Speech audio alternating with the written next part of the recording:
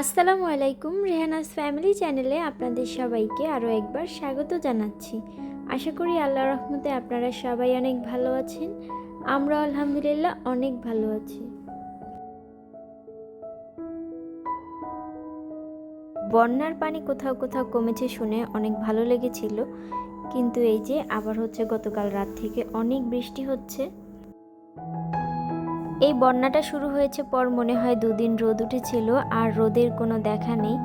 আমিও আমার বাবার বাড়ি বেড়াতে এসেছি, আর তার একদিন পরেই সম্ভবত বন্যা শুরু হয়েছে দেশে। এখন তাও আকাশটা মেঘলা থাকে, তেমন একটা বৃষ্টি হয় না, কিন্তু যখন এসেছিলাম তখন লাগাতার এত বৃষ্টি ছিল, কোথাও বের হওয়ার একদমই কায়দা ছিল না। এখন আবার দিনের বেলা বৃষ্টি কম হচ্ছে, কিন্তু রাতের বেলা অনেক বৃষ্টি হচ্ছে। এত বৃষ্টি যখন দেখি তখন অনেক ভয় লাগে যে প্লাবিত অঞ্চল আরও বেশি প্লাবিত হবে। কিছু কিছু জায়গা শুকনো ছিল, কিন্তু এখন সেই সব জায়গাতে পানি উঠে ভরে গিয়েছে। এই বন্যাতে আমার খালার অনেক বেশি কষ্ট হচ্ছে, কারণ আমার খালার রান্নাঘরটা তো একদম ডুবে গিয়েছে। ওনাদের যেহেতু বিল্ডিং বাড়ি, সেজন্য বিল্ডিংটা একটু উঁচু করে করা হয়েছে, তো পানি নাকি একদম দরজা বরাবর ঢেউ খায়, এরকম একটা অবস্থা। রান্না বান্না করতে হয় গ্যাসের মধ্যে, আর খাবার পানির আসলেই অনেক বেশি সমস্যা হচ্ছে তাদের। নোয়াখালী লক্ষ্মীপুরে যারা আছে তারা বলছে যে তারা এত বছরেও কিন্তু এরকম পানি বা বন্যা দেখেনি। নিচু অঞ্চল তো ডুবে গিয়েছেই, এখন উঁচু যে অঞ্চলগুলো আছে সেটাও একটু একটু করে ডুবে যাচ্ছে। উন্নতি হওয়ার বদলে সব কিছু যেন অবনতির দিকে যাচ্ছে। বৃষ্টি কোনো মতেই কমছে না, তারা তো নাকি আজ কতদিন ধরে সূর্য কোনো দেখাই পাচ্ছে না।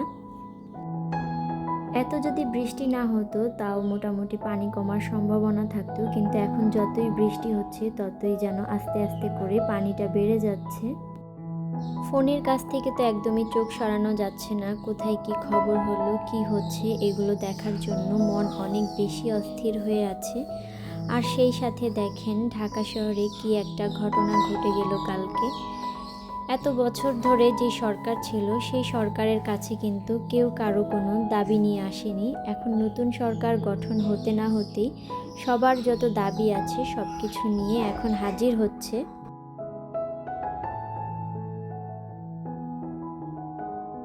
নতুন সরকারকে ঠিকমতো স্থির হতে দিচ্ছে না। স্থির হওয়ার আগেই তারা যত দাবি দেওয়া আছে সব কিছু নিয়ে মাঠে নেমেছে। আর গতকাল রাতে তো বেশ একটা হামলা হয়েছিল।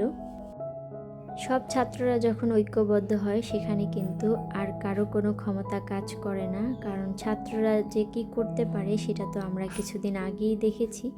তারপরও কেন ছাত্রদের বিরুদ্ধে সবাই লড়তে আসে এটাই বুঝে উঠি না।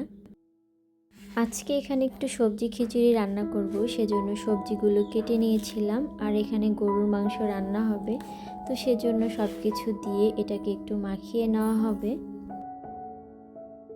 এইবার আসছি পরে, একবারও রান্না করে খেতে হয়নি, রান্না করিও নি, সবসময় রান্না করাটাই খেয়েছি।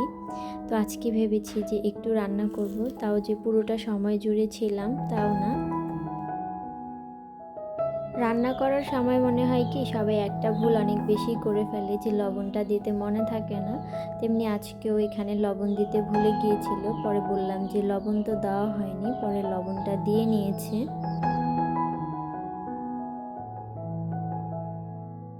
মাংসটা ভালো করে মাখিয়ে নিয়েছে, এখন এর মধ্যে একটু পানি দিয়ে দিয়েছে, তারপরে আমি আবার ঢাকনাটা দিয়ে নিলাম। ঢাকনা দিয়ে এখন এটাকে চুলার মধ্যে বসিয়ে দিব। বৃষ্টির জন্য মাটির চুলা এখানেও রান্না করতে অনেক অসুবিধা হয়, কারণ লাকড়িগুলো একদম ভিজে গিয়েছে। আর আজকে টানা প্রায় এত দিন ধরে বৃষ্টি হচ্ছে, তো সেভাবে লাকড়ি শুকনোটাও নেই, আগুন ধরাতে অনেক ঝামেলা হয়। তারপরও যাই হোক, আমি একদম কাগজ টাগজ যা আছে সব কিছু দিয়ে আর কি আগুনটা ধরিয়ে দিয়েছিলাম। আর অনেক দিন যেহেতু ধরানো হয় না, সেজন্য কেমন যেন একটু মনে হচ্ছিল আগুন ধরাতেই পারছি না। তারপর আমি কিছু কাপড় চোপড় ধুয়ে নিয়েছিলাম। এখন যেহেতু রোদ একদমই ওঠে না, কোনো কিছু ধুতেই ইচ্ছা করে না। তারপরে যাও দেখলাম যে একটু একটু মনে হয় রোদ উঠবে সামনে, সেজন্য কাপড় চোপড়গুলো ধুয়ে নিয়ে ছাদে নিয়ে গিয়েছিলাম। বৃষ্টির জন্য তো ছাদের অবস্থা একদমই খারাপ হয়ে গিয়েছে, শ্যাওলা পড়েছে, তারপরে এই যে গাছের পাতা ঝরে একদমই খারাপ অবস্থা।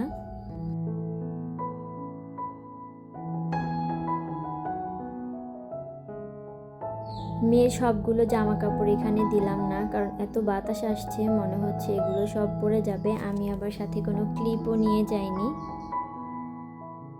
শুধুমাত্র 2টা জামা দিয়েছি। তারপরে ভাবলাম বাকিগুলো রুমে নিয়ে দিয়ে দিব, এখানে দিলে সব পড়ে যাবে। এখন চারপাশ এত অন্ধকার হয়ে যায়, দেখলে মনে হয় যেন সকাল বাজে, কিন্তু এখন দুপুর হয়ে গিয়েছিল, প্রায় 1টা বাজে, আজানও দিচ্ছিল তখন।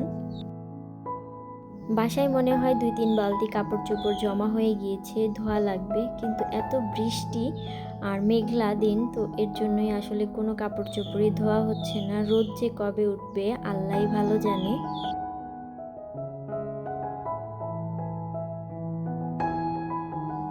আজকের গরুর মাংসটা কাঁচা পেঁপে দিয়ে রান্না হবে, তো সেজন্য পেঁপে কেটে নিয়েছিল, আর এখন এই তো রান্নার মধ্যে পেঁপেটা দিয়ে দিচ্ছে।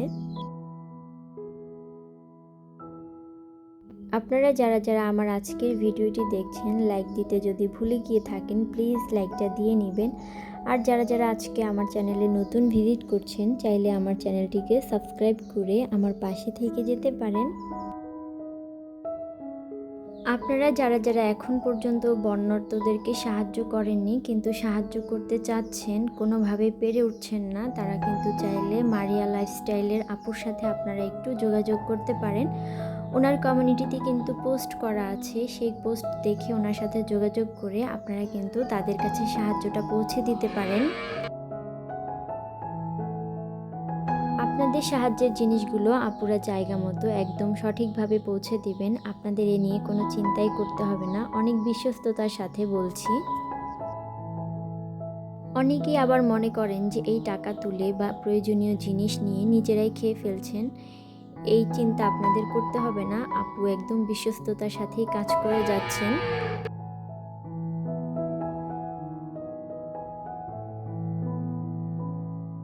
আমি এখানে সবজি খিচুড়ি রান্না করছিলাম, এর জন্য আগে সবজিটা ভালো করে কষিয়ে নিয়েছি, একটু সেদ্ধ করে নিয়েছি, যেহেতু চালটা তাড়াতাড়ি সেদ্ধ হয়ে যাবে।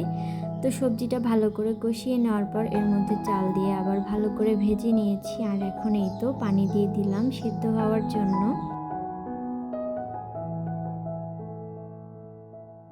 আজকে রান্না করতে করতে দেখলাম যে রোদের একটু দেখা পাওয়া যাচ্ছে, মনে হয় যেন সূর্যটা একটু পর দেখা যাবে, তো সেজন্য মনে মনে ভালো লাগছিল, কারণ ছাদের মধ্যে যে কাপড়গুলো দিয়েছি সেগুলো তো শুকাতে হবে।